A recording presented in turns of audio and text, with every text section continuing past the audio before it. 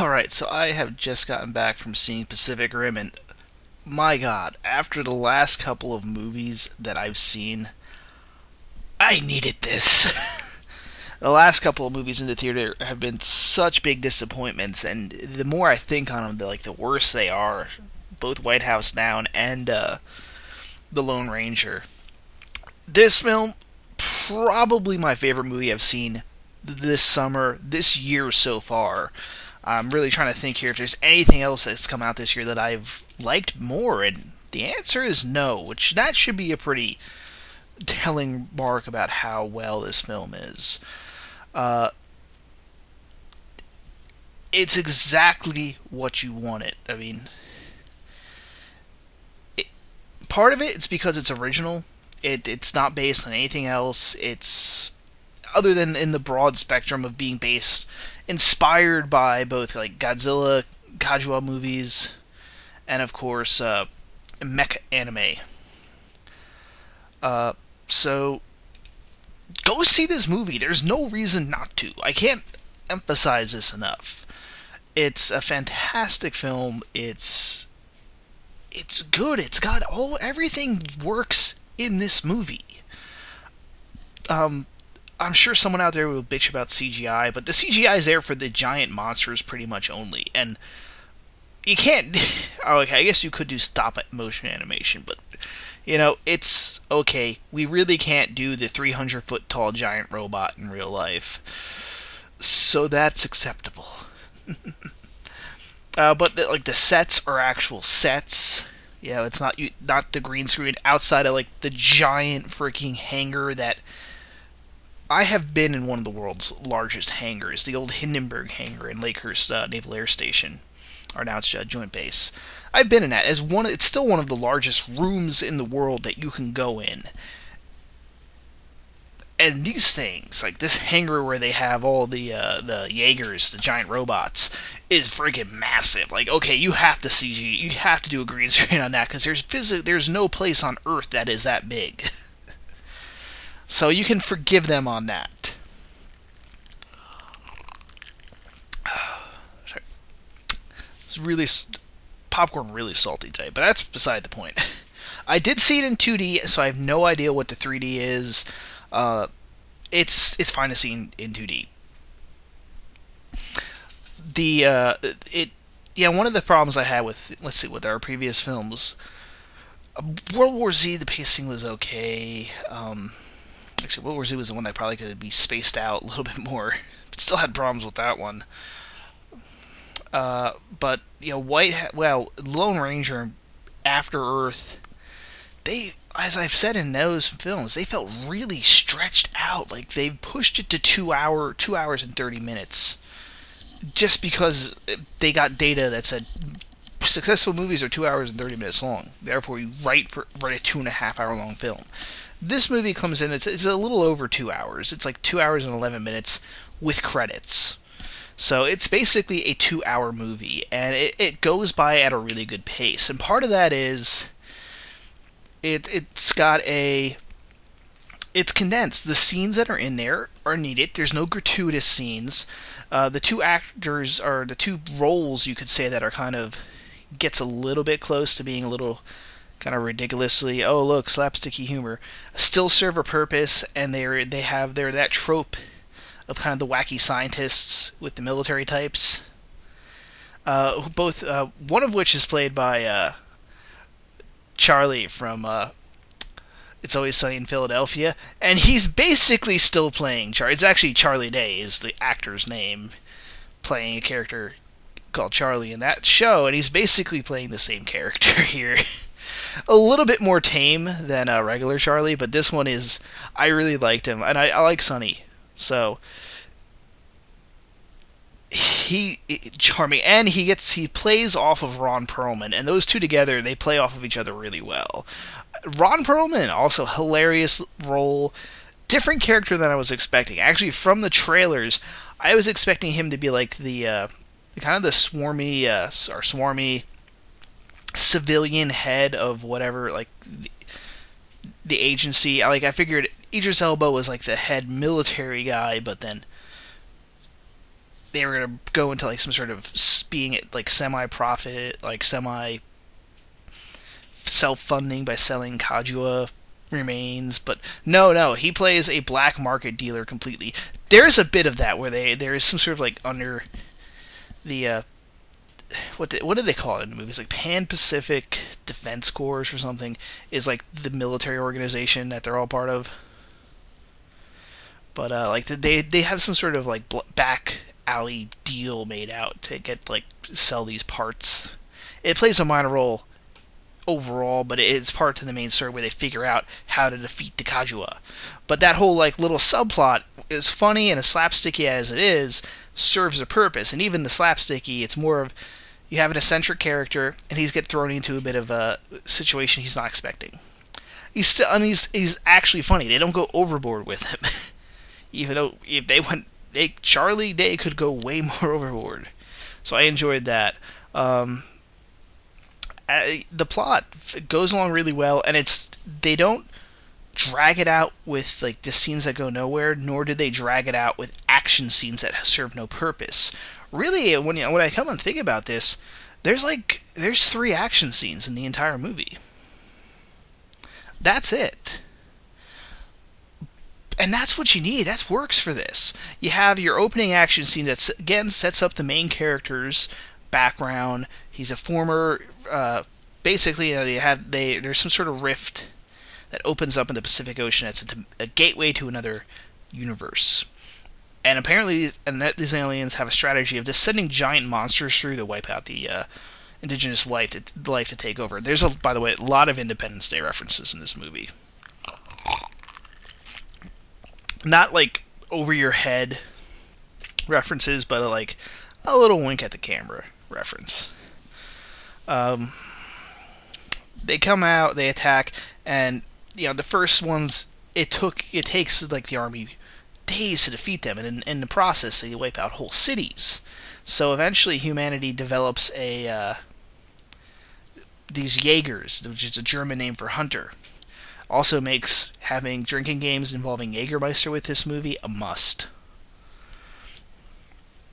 But I digress. So they develop giant fighting mecha that they call Jaegers, and of course they call the giant monsters Kajua, great beast, I think they say in Japanese, but it makes sense, I guess. I guess in the background they probably made up that the first Jaeger was designed by a German, therefore he called it a Jaeger, which means he called it a hunter.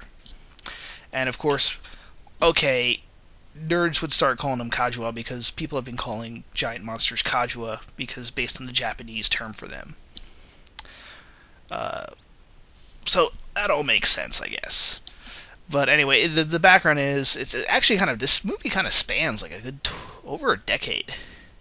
With the first attack, we get like a quick little glimpse of. Then it shoots forward 7 years to the first scene, which is our action scene of our main character. What is his name? Had IMDb open for a reason.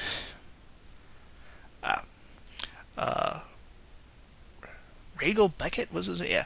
Yeah. Played by Charlie Hunnam. And his brother, they're a pilot team. Only few people can really be pilots because they have to be able to have this weird connection where, and they even explain this in the movie, like they need 2 people to pilot the thing because in order to interface with the robot, if you have just one person, it'll overload their brain. So they need 2 people. One person acts as the right brain, one person acts as the left brain. And you buy it. They give you enough of a stretch. They don't over-explain it either. They give you enough information that you kind of just go with it. And you kind of go, okay, that makes enough sense that I'll go with the whole thing. So you have your excuse for 2 pilots. Of course, the brother dies. We get the backstory. He leaves the program. And of course, in the meantime, in another 5 years, they then skip ahead. And in those 5 years, the rate of attacks from these creatures are increasing. To the point where they cannot build new Jaegers fast enough in order to counter the Kajuas. So the politicians want to just try to build this giant wall, which like not even like before our main character joins back up, is already shown to be completely worthless. So he goes, he joins, he winds up meeting a girl, and it goes from there. It's a pretty it's a solid, it's a simple but solid enough plot. You get some character conflicts, so you can kind of see their natural kind of conflicts without going overboard. You got Idris Elba as their commander, who plays as a badass. But then you get to see a bit of his, like, I guess he's the soft side, because he's like the adopted father of the other character you see in the trailer, the Asian girl Mako, who does a fine job as well. Fine jobs all around. Yeah, well, Del Toro can pick good actors. And anyway, I kind of digress. That's your first fight scene.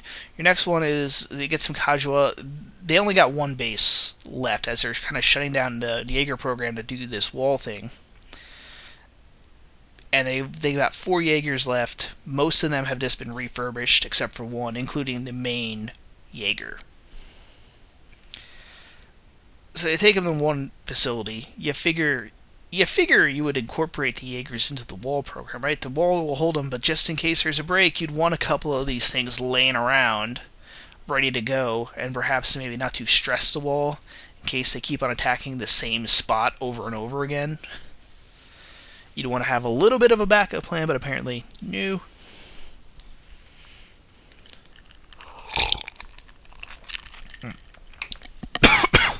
Apologies. So, they got an attack on the city, they do that, and then they follow that up with their final attack, which is the humans going on the offensive, because even though the politicians want to shut it down, the Pan-Pacific Defense Force guys, who I guess the pilots are called Rangers, but they don't really go into that. I have a feeling that was like a plot point that was kind of dropped somewhat in script writing. But anyway, they've come up with a plan to basically destroy this rift that is used for the Kazuha to come through. Like they develop a plan, and I said before about the subplot with the 2 scientists, and which also involves Ron Perlman. They're kind of vital in figuring out how exactly they're going to shut down that. And also, they provide backstory for the Kazuha, who, because they're giant beast-like creatures, can't tell us, okay, they're creatures that are apparently created by, like, another race as their super soldiers, which I guess if you're going to create super soldiers, and you can create them as 300-foot tall giant monsters, why wouldn't you? And so you get a little bit of the backstory about what's actually going on via that. So, again, serves a plot point. That's your final scene. And I won't get into too much details of spoiling stuff. I will just say this: surprising amount of, again, because it has a lot of good character moments and such, and you don't know the context or any of this stuff. The trailers don't give too much away. And again, because it's not based on anything, it's not like you're watching and going, "Oh, they're doing that scene from like in the comics." Like people see a particular fight or see particular scenes, they know the plot that's being used. They might get some of the details wrong, but overall they know. Like, okay, Winter Soldier. Spoiler alert: we know who the Winter Soldier is. He's Bucky, because that's what his character is. And it's one of those things, they can't go too far away from that. So, right there, spoiler. We know right from there what's it going to be about. Being an original IP, we have no idea what's going on. I know Spoonie is bitching this because he doesn't like the name Pacific Rim. Yeah, they could have. I guess I'm curious if they did have alternate titles that they were going. I mean, because it seems like they could have come up with something. You could have called the movie Kazuha, I guess. Kazuha is probably a weird title. I have a feeling that this started off as this, and this happens occasionally, where they come up with a code name for a movie as like a placeholder, and also to disguise what they're actually doing. And then the code name became popular, so they just stuck with it. That's what happened with Cloverfield. They were actually going to give it another title, but people kept on talking about it as Cloverfield, that they didn't want to then confuse people by switching up the name, so they kept the title Cloverfield. Little interesting backstory there, I know. But anyway, the fight scenes are great. I mean, it's Del Toro. If you've seen his other films, you know how his action is. It's on par with that. The character is well established. Like I said, there's 3 fight scenes in the whole movie. So, and the 2 are kind of close to each other near the end. That means you have a whole lot. And normally, in this, especially this season, movies just waste that with like scenes that really don't develop the characters, or waste the characters, or like drag out what should be character development. Like what should be, okay, the character's doing this. Like Lone Ranger, huge offender of that, as a character being kind of doofy, not realizing when he should use violence or whatever. He sticks in that mode for scene after scene after scene after scene. Here, characters do evolve. Like you build up. There's actually an interesting dynamic. They don't go too simplified. Where they've got the Australians, which, by the way, very ironic. You've got the older Australian father, who's this pilot team, played by an American. Yet the main character, who is American, is played by a British guy. Go figure. But anyway, you got them. You got their team, and the father likes the main character. He's got a lot of respect for him. And then the younger son is this hot-headed, thinks everyone else is just pathetic compared to him and his greatness, and everyone else is just going to slow him down. And of course, so you have scenes where they get the tension building between the main character and the younger Australian guy. They come to a head. And then during the action scenes, they start to gain respect, But again, that serves a purpose. We get a bit of this guy's character. We get a bit of Idris Elba's characters. There's a lot of development between Mako, and because of the MacGuffin of the movie, the Jaegers, and this drift that you need to pilot them, you get this bond, because they go on and on about the need for a bond between pilots. So just because of that nature of the universe they created, we have a very good excuse to get into characters, to have characters start learning about each other and trusting each other, because they go into somebody's mind and they can experience all that person's feelings, thoughts, and memories. So as they go into this trip, you're seeing elements of characters' past and stuff. So it works really well. You get attached to these characters, and then when they have their actual confrontations, you get worried, especially in the end scene with Del Toro, because Del Toro's a director where you might believe he would kill off all the characters and have a bittersweet ending. So there's some tension there, just by the type of director Del Toro is. Now, if you don't believe me, go see Pan's Labyrinth.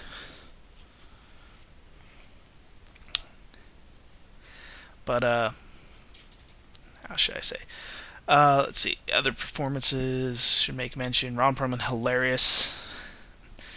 Especially the scene with the baby. I'm not going to ruin it, but there is a baby Kazuha at one point.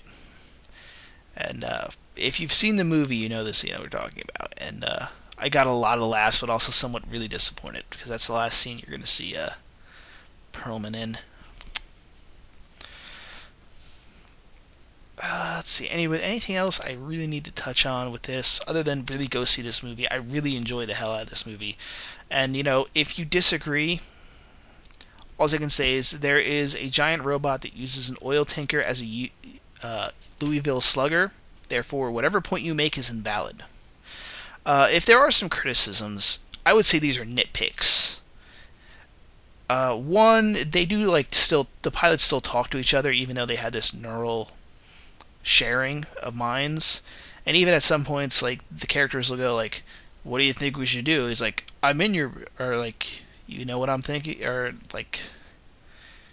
they'll ask so many questions. He's like, I'm reading your mind, I know what you're thinking. And he's like, you kind of wonder why they still talk to each other half the time. They should just instantly know what the other's thinking. That's excusable. you can kind of ignore it. Like, why would they ask each other questions? Because they just automatically would know the answer, or they wouldn't even need to verbalize it. It would just be thought of, and before you could even think, as you form the question in your mind, before you can even send the brain signals to your mouth, the other guy should know, will see that, think of a response, and make everything kind of not needed. But it's a nitpick. The only other thing, I guess, is they do have two other Jaegers, and this is going to be a minor spoiler.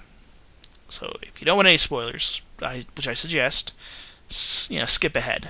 But or stop watching now. I think you got the point that you should go see this movie.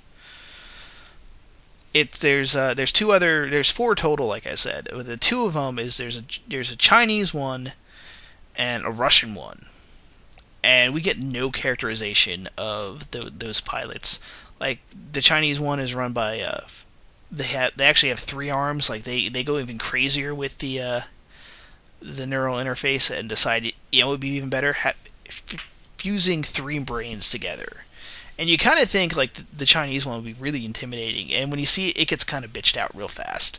Same thing with the Russian one, but at least with the Russian one, they actually say it's like the first generation of these Jaegers. And again, there's no characterization of the pilots even. Like, you could have them get killed real quick, but we have zero characterization of the pilots. I have a feeling maybe that there was more scenes with them and they were just cut, but that is a bit of a criticism, but it's a minor criticism. At least they're not trying to clutter up the movie. Still, it would have been nice to have a little bit, because if you want us to think characters are in danger, then killing off the people that we barely know, not as threatening. Anything else that I say was a valid criticism? Killing off those guys quick. The talking part. That's kind of it. There. That's my criticisms for the movie. The CGI looks fine. I don't. They use real sets. Actually, if you've seen the background material on this, they actually built like a full-scale head version, put it on gyros so that when the stuff's moving around, that's real. And you can tell. It so helps the actors' performances. So, again, even though there's a lot of CGI, there's a lot of more practical stuff than you would normally see. So, totally go out and see this movie. Send a message to Hollywood that this is the type of film that we want to see. Actually, I'm really hoping this becomes a really big success, because after the previous couple of movies that have been really disappointing, I'm hoping this will come out and maybe one shift. I mean, okay, granted, After Earth collapsed and it's a science fiction film, but I would hope this pushes to more outlandish ideals, like it's more interesting science fiction ideals, if this is a success.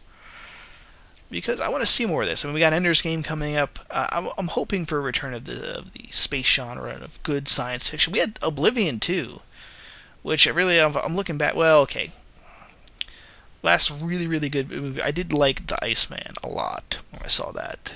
That was what I saw before After Earth. So this is the best film I've seen since The Iceman. Into Darkness was great. I liked Into Darkness. Gatsby was okay. Iron Man was okay, but weak as a theory. And then Oblivion. So it's so far been a really strong year for science fiction. And I'm hoping that continues. I want to see a real resurgence of the genre. And to do that, you need financial success. And I'm hoping we're going to get that. I hope that this film succeeds. I hope Ender's Game succeeds. Even if this film is not financially successful, you know what? It's still a goddamn good movie. It seemed the theater was packed enough. I went to the very first showing we had here. It was like a 7 p.m. showing. We had a nice little early one. So it's hard to tell, because you got a lot of people who aren't aware that there's going to be a 7 o'clock showing. A lot of people that don't feel like going to the movies on a Thursday evening. I prefer that, actually. I like going to the movies on Thursday because, hey, it means my Friday evenings open up for other stuff. especially when I got surprisingly a lot of my friends are being cheap now. They don't want to go to the movies, and that's being, I guess, reflective in ticket sales. But I digress. Oh yeah, one other thing I wanted to bring up was the sets though, like the place they're all stationed at. It's like really industrial, like their Bane base, and like it really looks like it's a sewer, including Idris Elba's office. Like this is supposed to be his office, and there's open like the tops of like open pools of water. It's hard to explain. I actually leaned over. I saw this one with my buddy John, and I lean over to him as the scene's going off. I'm like, is his office in a cistern? Is this like, are those cistern tanks? It looks like he's got a cistern or a septic tank is his office, and he's the commander of this place. Like, really, this giant facility just doesn't have like a subsection with a couple of decent like offices in it. And I laugh at that because it is kind of a Del Toro style with that, but I laugh because he always complains about having that stuff. He's complained in like every movie he's done, especially ones he didn't write, like about having sores, like from Mimic. I remember I'm watching the Blade 2 thing, the background stuff, and again he's going, "Oh no, not sores again." Hey, mystique of this, I'm going to be known as the sore guy. Here he's got an excuse where he can make him. He doesn't have any reason to have anything sore like, and he does it. I guess it's just been programmed into him now at this point. But that's why. That's not even a criticism. That's just an observation. Anyway, I'm going on for about 25 minutes. Upload this. I recorded a film rant, and I still haven't uploaded that. I'll probably try to get that up today, and possibly a video on the Steam sale, which is going on right now. Yeah. This week my wallet is crying. As I look over, I think there's physical tears coming out of my wallet as I have a lot of shit I don't need to, going to buy. So, signing off for now. Please check in. I think next week we got... let's see here. The 12th. No, those are all limited releases. Oh yeah, Grown Ups. If Grown Ups 2 beats Pacific Rim, no, I have lost faith in humanity if Grown Ups 2 gets more people see that. Grown Ups 1, I labeled it as my worst film of 2010. So if that wins, it's... fuck it, I give up on humanity. Let's see, probably 17th. Let's see, Turbo, the Pixar one, which that might be fun. Anything else coming out? Really nothing. And the 19th you got Red 2, R.I.P.D. So that's good. Oh, I don't. And The Conjuring. Sheesh. For a horror film, The Conjuring looks good. I have no idea what I'm going to be seeing next week then. Might see Turbo, might see Red 2, or might see R.I.P.D. This is one of might see The Conjuring. That might be one that's it's going to be up to a friend. If any of my friends are seeing a film, that might be the deciding factor. And then we end the month with basically the Wolverine, because I ain't seen Smurfs 2. I watched a review on Brad Jones' site, but I ain't gonna see that movie. That is it for now, guys. Please sign up if you like the review. Please subscribe, like, share. The more views, the merrier. And signing off for now. Bye.